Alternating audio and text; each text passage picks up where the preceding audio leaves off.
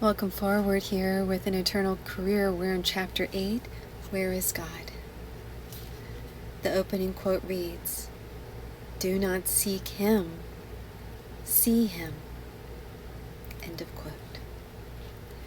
A Hindu child once said to his playmate, "If you can tell me where God is, I will give you a mango."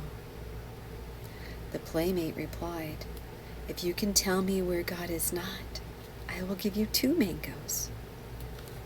Yes, where he is and where he is not. While most religions teach that God is omnipresent, the majority of people have difficulty in grasping this truth. They are under the illusion that he must be sought in particular places and in definite localities, such as in churches and in heaven. Many make the mistake of attempting to fit their ideas of the deity into their limited intelligence and liken God unto themselves.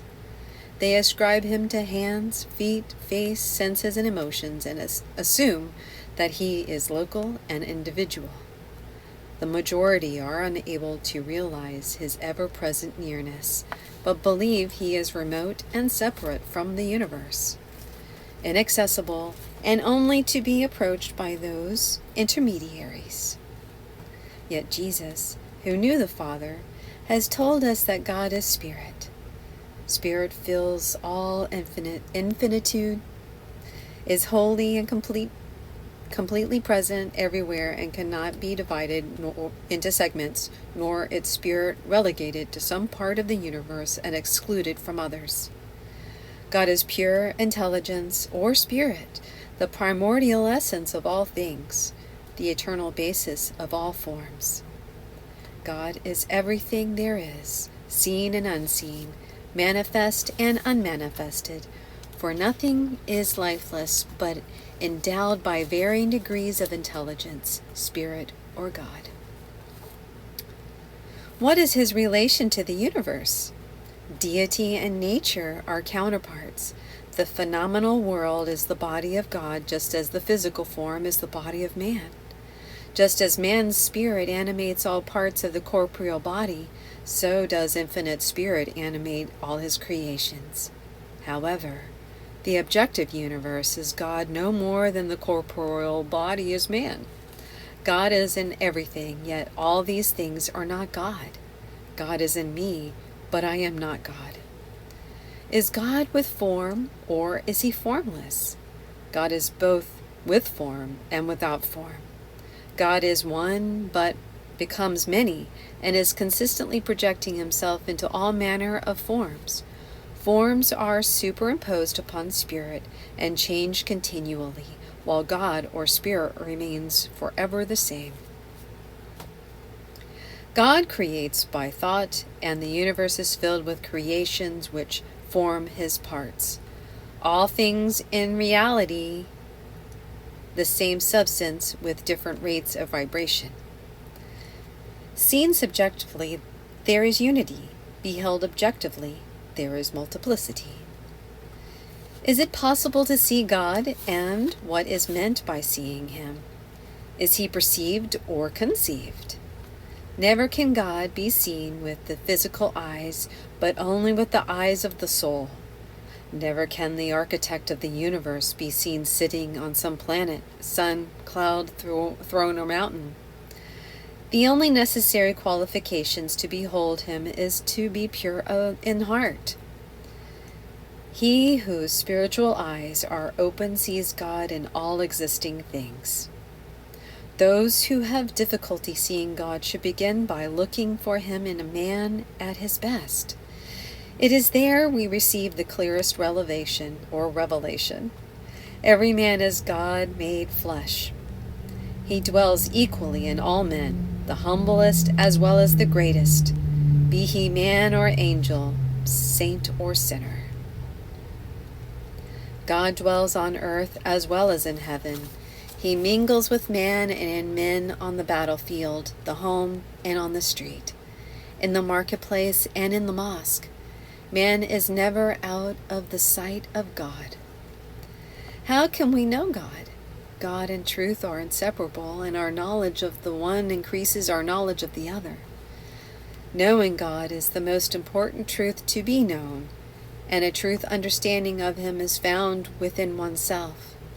Since man has never separated from God, he can be contacted instantly without intercessors. If man wants happiness in his life, if he wants to know who he is, why he was born, and what is the purpose of his life, then let him devote himself to knowing God. However, in order to know God, we must study more than His forms. We can do that forever and learn little. We must devote ourselves to observing His ways, His modes of manifestation, methods of operation, and study His attributes, which are wisdom, beauty, order, power, and love. Knowing God, or oneness, with the divine is the supreme goal of spiritual aspirants. It is the highest spiritual experience to be attained only by deep contemplation. Oneness with the divine implies not only consciousness of God, but identification with Him. For example, take the term body conscious. This means that we are identified with the body and cannot separate ourselves from it or its conditions. The same state is true when we are God conscious. We feel a oneness with Him and cannot separate our consciousness from His. It is a blending of consciousness, much as the fragrance of flowers intermingling with the summer breeze. Oneness with the divine is the intuitive recognition of being one with the source of all life and all created things. It is a kingship. With the leaves, grass, flowers, birds, animals, and all forms of life. It is a love and symphony for all which breathe and lives on an affinity with all nature, animate and inanimate. God-conscious people are knowing by their great compassion for their fellow men, and labor unceasingly for their improvement and enlightenment. They know that when one man falls, all fall. That when one man rises, all rise.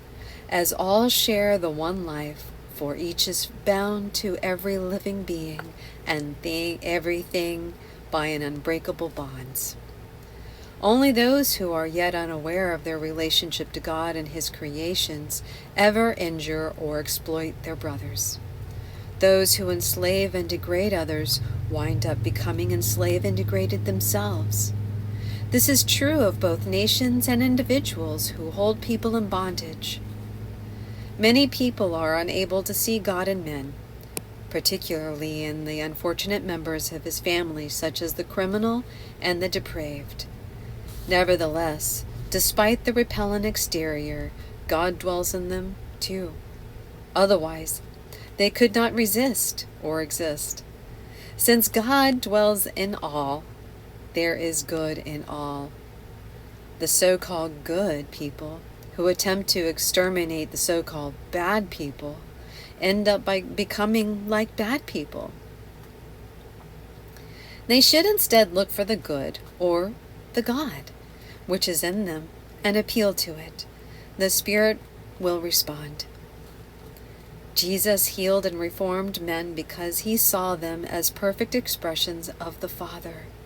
He appealed to the divine or the good within and always got response. For life is a mirror in which we behold our own reflection everywhere, and Jesus was too pure to see aught but good. Who, for instance, had first claim upon Him? It was the lepers and the sinners, who were considered outside the pale by the respected people of the community. We do not see God because we are short-sighted, inexperienced, and lack soul vision. We see only the outside of men, which is often disfigured with faults and imperfections, and which covers the real man. In order to behold the real man, or the God within, we must pierce the exterior and see him as he actually is, as God made him, innately divine and beautiful. No amount of sin and error can ever defile this inner man. While it is often impossible to love the outer aspects of man, it is easy to love God, or the God within, or the good within. A spiritually minded person constantly strives to do this, and always thinks of men as spirits, not as bodies or intellects. Unfortunately for mankind, rulers are completely unaware that God and man are one. They are equally ignorant of man's true nature, for they believe he is matter and exploit him only to attain their selfish aims. Life they use primarily to promote their vanity and ambition. They protect private property and wealth, but desecrate and destroy these temples of God, the bodies of man. Judas was innocuous compared to the recent crop of traitors who sold their country and millions of souls to foreign greed and power. Leaders are needed who have reverence for human life, who realize that life has dignity, that every man is an expression of God, and that one soul is of greater worth than a continent. For what shall it profit a man if he gain the whole world and lose his soul?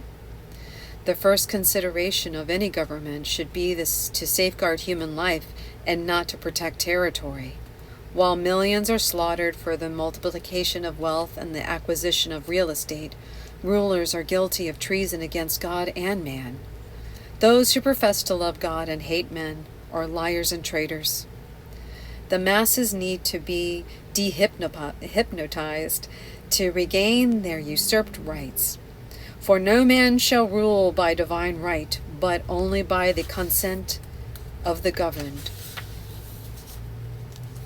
Never has man, nor never has human life been held so cheaply. Never has the slaughter of millions occasioned so little comment. When mossy monasteries, ancient cities, and antiquated cathedrals were destroyed, there was a loud lamentation. When works of art were in danger, they were buried deep underground. Yet such loss is not irreparable. Ravaged cities can be rebuilt, demolished structures replaced, damaged churches repaired, and other works of art created. But temples of God no man can raise again. There is nothing made by hand in the house of God. They are not made of steel, nor stone, nor wood. Know ye not that ye are the temple of God, and that the Spirit of God dwelleth in you? And the temple of God is holy, which temple ye are, and ye he who those destroy, him God will destroy. Only man does not destroy God. Let me say that again.